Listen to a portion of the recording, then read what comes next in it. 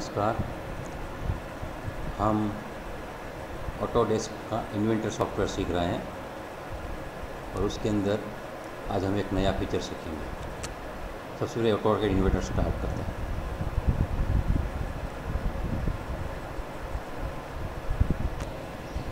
अभी Autodesk inventor start हो चुका है और हम नया पार्ट क्रिएट करते हैं। नया पार्ट क्रिएट के लिए न्यू सिलेक्ट करने के बाद जब भी इन्वेंटर में चाहते हैं तो हमें जो इंटरफेस मिलता है उसके बारे में आपको सब कुछ मालूम है। अगर नहीं मालूम है तो आप मेरे पुराना वीडियो देख सकते हैं जिसमें मैंने उसका इंटरफेस आपको समझाया हुआ है। आज हम उसमें आई पार्ट कैसे बनाते हैं, इंटेलिजेंट पार्ट कैसे बनते हैं वो देखेंगे। इंटेलिजेंट पार्ट बनाने के पहले हमें सिंपल पार्ट कैसे बनता है और उसको इंटेलिजेंट पार्ट में कैसे कन्वर्ट किया जाता है वो देखेंगे। ज़्यादातर हमने सुना है कि इन्वेंटर एक पैरामेट्रिक मॉडलिंग सॉफ्टवेयर है, लेकिन पैरामेट्रिक मॉडलिंग का जो स्टाइल है या उससे जो फ़ायदा होता है वो कभी हमने सोचा ही नहीं है। तो वो ही हम अभी ये देखेंगे। सबसे पहले एक पार्ट क्रिएट करते हैं। पार्ट क्रिएट करने के लिए हमें सबसे पहले जो पैरामेट्रिक मॉडलिंग की मेथड है, सबसे पहले एक स्केच क्रिएट करना है और स्केच को बाद में 3D में कन्वर्ट करना है। तो सबसे पहले हम एक स्केच क्रिएट करते हैं। उसके लिए वहाँ स्टार्ट 2D स्केच दबाया तो ये 3 प्लेन मिलते हैं। इसमें हम XY प्लेन में एक छोटा सा सर्कल बनाते हैं और ये स्केच बनेगा। तो सर्कल बन गया है।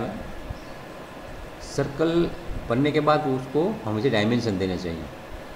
उसका जो ओरिजिन पॉइंट है वहाँ मैंने वो बनाया है और उसका डायमेंशन क्लिक करने के बाद उसका डायमेंशन मैं समझो कोई भी रख देता हूँ, चलो 25 रखता हूँ। तो ये फिनिश स्केच मुझे करना पड़ेगा। स्केच बनने के बाद फिनिश स्केच और उसको मैं अभी एक्सट्रूड करता हूँ। एक्सट्रूड करने के लिए आपको मालूम है वो बटन क्लिक करेंगे तो ये डायलॉग बॉक्स मिलेगा। एक्सट्रूड के बारे में जो जनरल आइडिया है मैंने वो पिछले वीडियो में भी बताया था। इसमें भी काफ़ी कुछ है। जो एक्सट्रूड बटन के अंदर एक शेप करके भी आता है और बाजू में मोर भी लिखा है और ये शेप के अंदर भी प्रोफाइल है, सॉलिड है, आउटपुट है, वही बाजू में एक्सटेंड करके लिए है। सबका अपना अपना मतलब होता है, लेकिन अभी हमें ये सिर्फ सिंपली उसको देखना है कि जो भी 2D स्केच है उसको भी मुझे 3D में कन्वर्ट करना है। तो इसको मैं अभी 0 टेपर के साथ, उसको टेपर नहीं मुझे चाहिए, सिंपली उसको मैं एक थिकनेस दे देता हूँ। तो समझो थिकनेस अभी देश है, प्लेन भी डायरेक्शन चेंज कर सकता हूँ मैं, लेकिन मुझे ये है वो बराबर है 10 के बदले 15 रख देता हूँ। चलो और ओके कर देता हूँ। मुझे कुछ नहीं करना है। अभी और एक मैं फिर से स्केच बनाना है, उसमें भी फीचर ऐड करना है। तो मैं फिर से स्टार्ट स्केच, मतलब इसमें कितने भी स्केच बना सकते हैं। जब भी स्केच बनाते हैं बाजू में जो हमारा ये मॉडल ट्री है उसमें भी बन जाता है। तो ये एक्सट्रूजन 1 बन गया है। अभी दूसरा अभी बनाएंगे तो यहाँ स्केच क्रिएट हो जाएगा। तो ये भी जो भी स्केच है वो एक प्लेन पे क्रिएट करना। तो वो भी पूछ रहा है कि कौन से प्लेन पे बना होगा, तो मैं ये क्लिक कर रहा हूँ कि ये फेस पे बना होगा। तो ये क्लिक किया। यहाँ अभी फिर से मैं सर्कल क्रिएट कर देता हूँ। सर्कल ये सेंटर पे और उसकी भी वही रेडियस दे देता हूँ। उसके लिए मुझे डायमेंशन क्लिक करना है। इसका डायमेंशन के लिए जो वैल्यू है वो भी डाल देता हूँ। 25 के बजाय थोड़ा कम रखता हूँ, 18 पर। तो फिनिश स्केच कर देता हूँ ये भी, और इसको भी एक्सट्रूड कर लेता हूँ। अभी ये सेम डायरेक्शन रखते हुए मैं कर रहा हूँ और इसको समझो 50 रख दिया और ओके कर दिया। अभी जूम कर देता हूँ तो ये हमारा एक शेप तैयार हो गया है। अभी आपके ध्यान में आया होगा कि मैंने एक सिंपली 2 ही सर्कल में से एक स्क्रू जैसा पार्ट बनाया, लेकिन उसमें थ्रेड मैंने नहीं डाले। अभी थ्रेड भी डाल देते हैं। चलो इसके लिए मुझे क्या करना है, मॉडिफाई में ऊपर थ्रेड पोर्शन है उसको दबा दूंगा तो मुझे सामने मिल जाएगा थ्रेड। तो फेस सिलेक्ट करो कहाँ आपको थ्रेड लगाना है। तो मुझे जहाँ पे लगाना है वो फेस को क्लिक करके सिलेक्ट करूँगा तो अपने आप उसका थ्रेड बना देगा। स्पेसिफिकेशन भी यहाँ लिखा 18 का था, 18 की साइज़ है। तो उसने डेजिग्नेशन भी दिया है, राइट हैंड है, लेफ्ट हैंड है, कौन सा क्लास है, उसकी लेंथ, पिच क्या है, वो सब अपने आप आ जाता है। तो उसके हिसाब से ये थ्रेड भी बन चुका है। उसको अप्लाई कर देता हूँ तो ये हमारा एक छोटा सा स्क्रू जैसा हो गया। तो अभी ये जो शेप है मैंने एक पैरामेट्रिक मॉडलिंग की मदद से बनाया है। सबसे पहले एक स्केच बनाया, उसको एक्सट्रूड किया, बाद में दूसरा स्केच बनाया, एक्सट्रूड किया, और बाद में मैंने उसके ऊपर थ्रेड लगा दिया। तो ये एक सिंपल पैरामेट्रिक मॉडल स्क्रू का शेप बन गया है। जैसे आदर्श नहीं है, लेकिन समझने के लिए क्योंकि हम इन्वेंटर सीख रहे हैं, मैकेनिकल इंजीनियरिंग में उसका क्या फीचर होता है, ये है सही है कि नहीं है, वो ऐसा आता है कि नहीं आता, वो देखना नहीं है। हमें सिर्फ ये देखना है कि ये मैंने जो पार्ट क्रिएट किया उसको मैं भी इंटेलिजेंट पार्ट में कैसे कन्वर्ट कर सकता हूँ। मुझे ड्राइंग एक ही बार बनाना है, लेकिन ये फीचर वाले और ड्राइंग भी मुझे बनाना है, तो इन्वेंटर मुझे कैसे हेल्प कर सकता है, आइए देखते हैं। तो सबसे पहले मैं यहाँ जाऊँगा मैनेज में, तो यहाँ पैरामीटर में जाऊँगा मैं। पैरामीट्रिक सॉफ्टवेयर पैरामीटर के ऊपर आधार रखता है। तो उसके बाद यह मुझे यहाँ मिल गया है पैरामीट्रिक, तो इसको मैं ज़रा सेटिंग कर देता हूँ। तो यहाँ देख रहे हैं आप, ये टेबल में मैंने जितने भी पैरामीटर लाए थे, वो पैरामीटर का टेबल फॉर्म में मुझे निदर्शन दिया गया है। तो पैरामीटर के नाम है D0, D1, D2, D3, लेकिन D0 क्या है मुझे पता नहीं है। लेकिन वो D0 कहाँ यूज़ किया था, स्केच 2 में। तो स्केच 2 एक्सट्रूजन 1 में कंज्यूम हो गया। तो D0, D1 ये मुझे अच्छा नहीं लगा, तो मुझे ये एग्जैक्टली क्या है उसके नाम बदल देने चाहिए। तो अभी मैं नाम बदलता हूँ, ये बदलते हैं। ये छोटा स्केच इसलिए मुझे कोई प्रॉब्लम नहीं है, आसानी से समझ सकते हैं कि कौन सा चीज़ में क्या नाम रखना है। लेकिन जब भी आप कॉम्प्लिकेट मॉडलिंग कर रहे हैं तब आपको पहले से ये करना चाहिए। तो D0 है, उसको मैं भी कहता हूँ, चलो ये क्या नाम रखते हैं, चलो हेड। ये हेड डायमीटर है, एक स्क्रू का हेड समझ लो, हेड का डायमीटर है, वो 25 रखा था। बाद में उसका मैंने थिकनेस दिया था, तो हेड का विड्थ रख देते हैं। चलो कोई बात नहीं, विड्थ कहते हैं कि नहीं वो बात की बात है, लेकिन अभी हेड विड्थ। और ये 0 डिग्री टेपर, मतलब ये एक्सट्रूजन के वक्त मुझे टेपर की भी फैसिलिटी देता है। तो 0 डिग्री लिखा है और उसका यूनिट भी डिग्री है। यहाँ हर एक में क्या है, कहाँ कहाँ वो यूज़ हुआ है, कौन से स्केच में या एक्सट्रूजन में, और कौन सा यूनिट था, और उसका इक्वेशन क्या है वो भी लिखा है। उसकी नॉमिनल वैल्यू लिखी, टॉलरेंस है कि नहीं वो लिखा है। लेकिन अभी ये मुझे नाम ये डिग्री है, तो बोलता हूँ कि हेड का टेपर लिख देते हैं। इसके बाद जो नीचे दूसरा स्केच था उसमें मैं बोलूँगा ये थ्रेड पोर्शन, थ्रेड पोर्शन का डाया कितना है और थ्रेड पोर्शन की लेंथ कितनी है। आप कुछ भी नाम रख सकते हैं, लेकिन ये याद रखना है कि उसको सिंगल वर्ड ही चाहिए, इसलिए आप स्पेस नहीं दे सकते इसमें।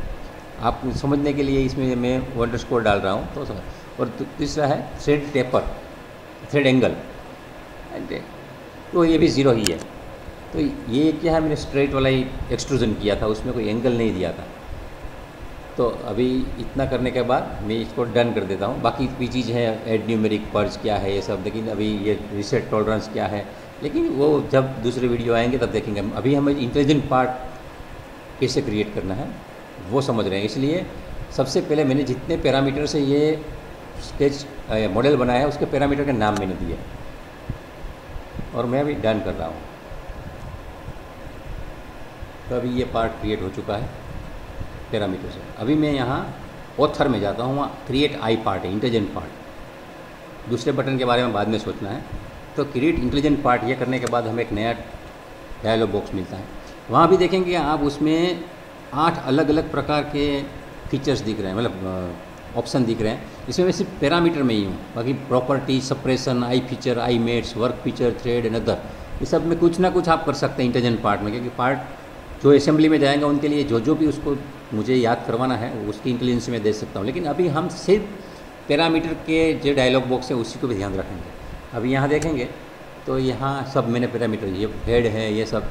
तो यहाँ 2 विंडो है, एक लेफ़्ट साइड की विंडो है, वहाँ जितने पार्ट के जितने फीचर है वो सब लिखे हैं पैरामीटर्स। राइट साइड में वो कॉपी कर दिया। लेकिन ये सब पैरामीटर में से मुझे समझो टेपर इंपॉर्टेंट पैरामीटर नहीं है, थ्रेड एंगल इंपॉर्टेंट पैरामीटर नहीं है, तो उसको मैं रिमूव कर सकता हूँ। तो समझो ये हेड चाहिए, एंगल, थ्रेड एंगल नहीं चाहिए, निकाल दिया। हेड टेपर भी मैंने निकाल दिया। तो यहाँ से कोई भी फीचर मुझे रिमूव करना है तो रिमूव कर सकता हूँ कि जी मेरा वेरिएबल नहीं है। तो अभी हेड का diameter and head width, thread का डायमीटर एंड थ्रेड विड्थ, ये 4 मेरे लिए इंपॉर्टेंट पैरामीटर है। इसको ध्यान में रखते हुए नीचे वाला जो विंडो है उसमें मैं नया पार्ट क्रिएट करता हूँ। कैसे करता हूँ, तो मैं सबसे पहले रो पे जाऊँगा और वहाँ राइट क्लिक करूँगा। इतने हैं सब, छः कॉलम इसमें। इंसर्ट रो, तो इंसर्ट रो के बाद नया मेंबर आ गया, पार्ट 1 का 02 नंबर ऑप्शन। तो उसका हेड डायमीटर 25 है, वो सब वही पे है, लेकिन अभी मुझे चेंज करना है। तो दूसरा पार्ट होगा मेरा 25 का नहीं 30 का होगा, और उसकी विड्थ है ऊपर की, वो भी मुझे चेंज करनी है, 30 नहीं रखनी है, 20 की रखनी है। थ्रेड का डायमीटर भी मुझे चेंज करना है, तो ये 24 का रख देता हूँ। और थ्रेड की लेंथ है वो 50 के बदले तो 80 की रख देता हूँ। तो एक नया पार्ट मैंने क्रिएट कर दिया। ये जितने भी पार्ट चाहिए मुझे, समझो अभी और एक करता हूँ, अगर नहीं चाहिए तो डिलीट भी कर सकता हूँ। समझो 4 पार्ट है, और सब में अलग अलग समझो मैं पैरामीटर डाल देता हूँ। ये 100, तो ये मेरे सब पार्ट में कुछ ना कुछ पैरामीटर चेंज कर दिया है। ये करने के बाद मैं वेरीफाई भी कर सकता हूँ कोई एरर है कि नहीं। तो वेरीफाई करवा लिया, कोई प्रॉब्लम इतना नहीं आ रहा है, तो ओके कर देता हूँ।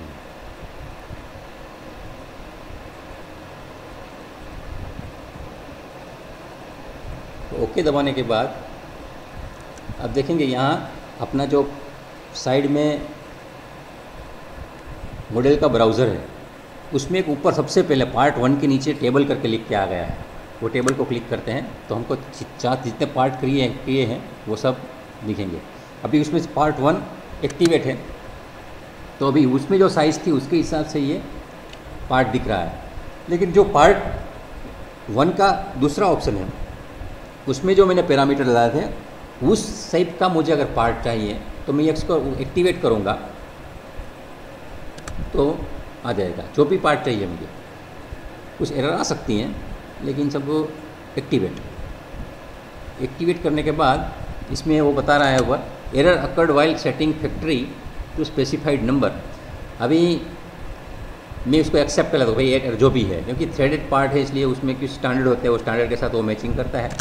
तो अभी मुझे मालूम नहीं कौन सी एरर है, लेकिन एक्सेप्ट कर लेता हूँ। तो देखिए वो हिसाब है, वो अपना साइज़ वाला नया पार्ट बन गया।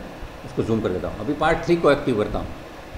उसको एक्टिवेट करने के बाद भी ये एरर तो आएगी क्योंकि थ्रेडेड पार्ट है। उसका हेड चेंज हो गया, देखिए हेड बड़ा हो गया और ये शेप भी चेंज हो गया। तो ये पार्ट 4 में भी जाते हैं, और उसमें समझो थ्रेडेड पोर्शन आपको हाइड करना है तो वो भी सप्रेस कर सकते हैं। पार्ट 4 में भी एरर तो आएगी, वो थ्रेडेड पोर्शन में कोई मुझे गलती कर दी है। तो जो मैंने डायमेंशन दिए थे उसके हिसाब से ये सब बन रहा है। तो मैं फिर से पार्ट 1 को एक्टिवेट करता हूँ, तो ये फिर से पार्ट 1 आ गया। तो इंटेलिजेंट पार्ट में मैंने जो 4 पैरामीटर है, वो चारों पैरामीटर वो टेबल में डाले हुए थे, उस टेबल के हिसाब से वो चारों 4 पार्ट एक साथ मुझे दिख रहे हैं। अभी मैं समझो एडिट टेबल में जाता हूँ, तो यहाँ ये फिर से इसमें कोई भी चेंज मुझे करना है तो फिर से मैं डायमीटर चेंज कर सकता हूँ, या नया पार्ट ऐड भी कर सकता हूँ या पुराना डिलीट भी कर सकता हूँ। ये सब मेरे ऊपर है। और यहाँ ये 4 चीज़ हैं, इसके बदले समझो मैं कोई और चीज़ ऐड करना चाहूँ यहाँ से। समझो यहाँ हेड डायमीटर है, हेड की विड्थ है, थ्रेड का डायमीटर है, थ्रेड की विड्थ है, ये सब 4 पैरामीटर है। दूसरे 2 पैरामीटर मैंने डाले नहीं हैं। समझो ये है मैंने 125 कर दिया, यहाँ फिर से मैं चेंज कर रहा हूँ। अभी इसमें से थ्रेड पोर्शन है वो मैं ऐड नहीं कर सकता हूँ। ये थ्रेड है वो टेबल में नहीं डाल सकते हैं, क्योंकि थ्रेड अपने आप आता है। जैसा हमारा सरफेस होगा उसी के हिसाब से वो थ्रेड बनेगा। तो थ्रेड मैं इसको लेफ़्ट साइड से राइट साइड में ट्रांसफ़र करूँगा तो नहीं आएगा, वो नहीं हो सकता। तो जितने भी पैरामीटर लेफ़्ट साइड है वो मैं राइट साइड में लाऊंगा तो उसके टेबल में नाम आएगा। जिसको रिमूव करेंगे उसका नाम निकल जाएगा, और बाद में वेरीफाई करके मैं ओके दबाता हूँ। अभी ये थ्रेड है, इसको मैं राइट क्लिक करके यहाँ सप्रेस फीचर दबा सकता हूँ। तो ये सप्रेस फीचर करने के बाद जो थ्रेड है वो नहीं दिखेगा। अभी आप दूसरे पार्ट में जाइए तो वो भी थ्रेडेड नहीं दिखेगा। ये दूसरा बिना थ्रेड के बन गया, वहाँ नीचे सप्रेशन, उसको फिर से आप अनसप्रेस कर सकते हैं। अनसप्रेस करेंगे तो फिर से मैंने जैसे बताया था कि कुछ थ्रेड में मैंने गलती की है, या मेरा डेटाबेस में या सॉफ्टवेयर में प्रॉब्लम होगा, मुझे मालूम नहीं, मुझे भी सीखना है। तो अनसप्रेस्ड फीचर वापस आ जाएगा। फिर से आप समझो तन नंबर को एक्टिव करते हैं तो इसमें भी थ्रेडेड पोर्शन चालू है, मैं स्विच ओवर कर रहा हूँ तो एरर आएगी। और मैं इसको सप्रेस फीचर कर देता हूँ तो वो भी बिना थ्रेड के दिखेगा। तो ध्यान नंबर के पार्ट में जाता हूँ, तो उसका भी शेप चेंज हो गया, लेकिन उसमें भी इश्यू नहीं आ रहा है। लेकिन ये सप्रेस करूँगा तभी वो इश्यू आएगा। तो इस तरह से इंटेलिजेंट पार्ट क्रिएट होता है। इसमें भी आप जाके उसका स्केच भी एडिट कर सकते हैं। समझो आपको लगता है एक्सट्रूजन 1 में मेरा जो डायमीटर है उसमें मुझे कुछ और डालना है, वहाँ भी डाल सकते हैं। और यहाँ आपको बाद में फिनिश स्केच करना है, यह चेंज कर सकते हैं आप। लेकिन ये एडवाइजेबल नहीं है, क्योंकि आपने एक बार वो सब बना लिया है, इसके बाद में स्केच एडिट करने की वो कुछ ना कुछ बड़ी एरर आ सकती है। तो एडवाइजेबल ये है कि आप जब इंटेलिजेंट पार्ट क्रिएट करते हैं तो आप स्केच के एडिट में मत जाइए। बाद में एक बार कंफर्म हो जाता है आपका सिंगल पार्ट, तभी आपको ये टेबल क्रिएट करना चाहिए। अभी एडिट टेबल से ये आ रहा था, लेकिन समझो ये टेबल में दूसरी तरह से भी एडिट कर सकता हूँ। तो अभी मैं हेड टेपर हेड ना डालता हूँ, इसको भी यहाँ, तो यहाँ देखेंगे ये सभी में टेपर हेड भी आ गया। मैं 0 डिग्री एक्सट्रूजन था, उसको समझे यहाँ +1 डिग्री या 2 डिग्री करते हैं। चलो 2 डिग्री प्लस, यहाँ -2 डिग्री कर देते हैं। तो अभी 2 पार्ट में मैंने उसका हेड है उसको टेपर दे दिया। अभी वहाँ मैं पार्ट नंबर 4 एक्टिव है, पार्ट नंबर 3 करता हूँ, तो अब देखना हेड का शेप चेंज हो गया, वो टेपर अंदर आ रहा है। 2 नंबर का देखेंगे तो उसका टेपर भी अलग प्रकार का हुआ है। तो मैंने 2 डिग्री का टेपर दिया तो उसका शेप भी चेंज हो रहा है। तो ये पैरामीटर भी मैंने टेबल में इंक्लूड करवा लिया है, इसकी वजह से ये हो रहा है। अभी थ्रेड को मैं फिर से अनसप्रेस कर रहा हूँ तो यहाँ दिख रहा है। अभी एक और चीज़ भी है, यहाँ आप एक्सेल में भी जा सकते हैं, स्प्रेडशीट में। तो ये जो हमारा टेबल था चारों का वो खुलेगा। अभी यहाँ देखिए, आप जब भी ये इन्वेंटर को जब पैरामीटर से उनको एक्सेल में ले जाना चाहते हैं तो ऐसे वहाँ क्लिक करने के बाद ऐसा डायलॉग बॉक्स आता है, इसमें 4 चीज़ दिखाई दे रही है। Always show this message, prompt only once per operation, do not show this message again this session, do not show this message again ever. मतलब आप इन्वेंटर इंस्टॉल करने के बाद कभी भी ये एक बार चौथा बटन क्लिक कर देंगे तो वहाँ से सीधा एक्सेल चालू ही हो जाएगा। लेकिन अभी हमें वो कुछ नहीं करना है, हम सीधा यहाँ ओके दबा देते हैं, वो समझने की ज़रूरत नहीं है। ओके करते हैं तो सीधा एक्सेल खुल जाएगा। एक्सेल खुलने के बाद देखिए मैं बड़ा करता हूँ तो पार्ट नंबर हैं, head diameter, head width, thread diameter, thread width और हेड का टेपर, ये सब जितनी वैल्यू डाली हुई सब दिख रही है। अभी आपको लगता है कि मुझे और पार्ट क्रिएट कर दिया, यहाँ ही क्रिएट कर दो, ठीक है। पार्ट नंबर 3, 4 है, 5, 6, 7, 8 ऐसे मैंने कॉपी कर दिया। एक्सेल तो आपको आती, पार्ट का नंबर है प्रोजेक्ट में वो डाल दीजिए, तो ये भी अपना हो गया। यहाँ जो है वो भी वैल्यू आप लिखने की कंपलसरी नहीं है। आपको लगता है मुझे हेड का डायमीटर एक में 40 रखते हैं, एक में 50 रखते हैं, एक में 60 रखते हैं, एक में 70 रखते हैं, चलो ठीक है तो भी रख देते हैं। नहीं लिखता हूँ, इसका विड्थ भी मैं ऐसे डाल रहा हूँ। पीछे लिखो तो भी ठीक है, ना लिखो तो भी ठीक है, वो अपने आप इंटरप्रेट कर लेगा। और मैं यहाँ अभी हेड टेपर को वैल्यू नहीं डालता हूँ और क्लोज करता हूँ। तो मैंने एक में वैल्यू नहीं डाला, इसलिए वो एरर दिखाएगा मुझे कि भाई आप वो भूल गए हैं, detected potentially damaging error in the table, मतलब can not evaluate parameter equation. ये जो हम डालते हैं उसके हिसाब से वो इक्वेशन में वो वैल्यू डालता है, उसके हिसाब से वो पार्ट क्रिएट करता है। लेकिन मैंने टेपर एंगल में कुछ डाला नहीं तो वो कन्फ्यूज़ हो गया। लेकिन फिर भी मैं चलो कंटिन्यू करते हैं। यस, तो अब देखिए 8वां पार्ट यहाँ क्रिएट हो गए हैं। अभी मैं टेबल में जाके फिर से वहाँ एडिट टेबल करता हूँ तो वहाँ देखेंगे वहाँ भी वो सब आ गया है। वहाँ भी दिखाता है आपको कोई प्रॉब्लम आ रहा है मुझे, तो ठीक है वही देखते हैं, चलो सॉल्व करते हैं। यस, तो यहाँ देखेंगे आप, यहाँ हेड टेपर में वैल्यू नहीं है तो मैं यहाँ भी डाल देता हूँ, सबको 0 ही डाल देते हैं। चलो 0 0 कर देते हैं, हमने 0 0 कर दिया और अभी ओके कर देते हैं। वेरीफाई कर लिया और ओके कर दिया, तब ये बन गया। टेपर में ये थ्रेड में तो इश्यू आ ही रहा था, लेकिन अब समझो 5 नंबर का पोर्शन को मैं एक्टिव करता हूँ तो उसमें वो थ्रेड का एक्सेप्ट किया तो ये 5 नंबर का पार्ट भी चालू हो गया थ्रेड में। चलो मैं सप्रेस ही कर देता हूँ। अब देखिए एक के बाद एक देखते हैं। 6 नंबर भी चालू हो गया, 7 नंबर एक्टिव कर दिया, 8 नंबर को एक्टिव कर दिया। ये आपको लगता है मैं जूम कर रहा हूँ, ऐसा भी हो सकता है। तो हमें क्या करना चाहिए, उसका डायमेंशन वेरीफाई करना चाहिए। डायमेंशन वेरीफाई करने के लिए भी इसमें हमारे पास कुछ पैरामीटर, इंस्पेक्ट में जाएंगे और मेज़र में जाएंगे। तो चलो मेज़र करते हैं। तो इसका एक एज क्लिक करते हैं तो तुरंत देखा था कि इसका 50 का डायमीटर है, थ्रेड पोर्शन 50 डायमीटर का है। और बाद में मैं वो सिलेक्ट करता हूँ तो दोनों में दिखाएगा कि उसके बीच में डिस्टेंस 125 का है, तो थ्रेड पोर्शन का लेंथ 125 है उसका 50 डायमीटर है और नीचे का 70 डायमीटर है, मतलब जो हेड है उसका 70 डायमीटर है, तो अपने आप आ जाएगा। अभी मैं पार्ट चेंज करता हूँ। पार्ट चेंज करने वाले फिर से हम मेज़र करते हैं, तो इसमें देखिए अब डायमेंशन चेंज हो जाएंगे। इसका डायमेंशन देखो 24 डायमीटर आ गया, यहाँ इसका डायमीटर कितना है, तो ये 36 का है, और उसका डिस्टेंस कितना है, 100 का है। लेकिन इसमें सब रेडियस कितना है, लेंथ कितना है, एंगल कितना आ रहा है, सब दिखा रहा है। वो अभी क्या क्या हो उसका मतलब होता है वो बाद में देखेंगे। लेकिन मेरा कहने का मतलब है, आपने एक बार एक पैरामीट्रिक पार्ट क्रिएट किया, बाद में आप पैरामीट्रिक को मैनिपुलेट करके आप जो भी चाहिए ऐसे पार्ट क्रिएट कर सकते हैं, इंटेलिजेंट पार्ट, उसको रिमूव भी कर सकते हैं। अब देखिए कहीं से भी तो वो पार्ट अभी दिख रहा है। तो आज का सेशन यहाँ तक रखते हैं। ये वीडियो में हमने कैसे सिंपल स्केच में से पार्ट तैयार करते हैं और उसमें जो पैरामीटर है उसको पैरामीटर को कैसे रीनेम करते हैं ताकि हम उसका मीनिंगफुल नाम दे सकें और मीनिंगफुल नाम के हिसाब से उसको बाद में एडिट भी कर सकें। उसके बाद इंटेलिजेंट पार्ट कैसे क्रिएट करते हैं, उसके टेबल को कैसे एडिट करते हैं, उसको एक्सेल में कैसे ले जाते हैं और इंडिविजुअल फीचर को कैसे सप्रेस करते हैं और डीसप्रेस करते हैं, ये सब हमने देखा।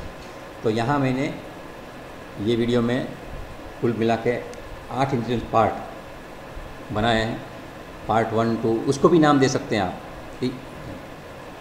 रीनेम कर सकते हैं। टेबल में जो भी पार्ट है वो पार्ट के नाम भी आप रीनेम कर सकते हैं। उसको काफ़ी कुछ दूसरे भी प्रॉपर्टीज़ आप उसकी चेंज कर सकते हैं ताकि जब भी आप असेंबली बनाने जाएँ तो आपके बिल ऑफ मटेरियल में वो रिफ्लेक्ट हो। उसमें टॉलरेंस भी डाल सकते हैं, लेकिन वो सब कैसे होता है वो बाद में देखेंगे।